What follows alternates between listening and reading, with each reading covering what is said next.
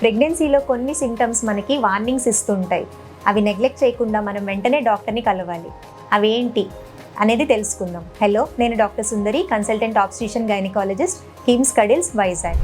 First one ఏంటంటే decreased fetal moments.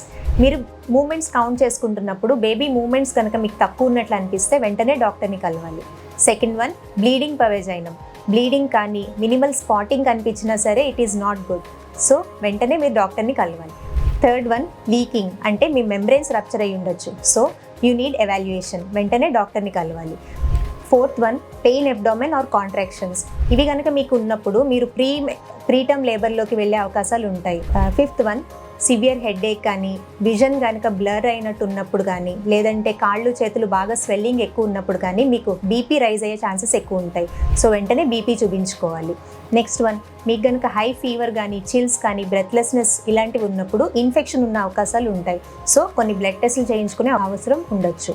ఏం తిన్నా మీకు వామిటింగ్ అయిపోతున్నప్పుడు డీహైడ్రేట్ అయ్యే అవకాశాలు ఉంటాయి. సో వెంటనే మీరు దానికి తగ్గట్టు ట్రీట్మెంట్ తీసుకోవడం అవసరం. సో ఇలాంటి వార్నింగ్ సిమ్టమ్స్ కనుక మీకు ప్రెగ్నెన్సీలో కనిపిస్తే నెగ్లెక్ట్ చేయకుండా వెంటనే డాక్టర్ని కన్సల్ట్ చేయడం అవసరం. Thank you.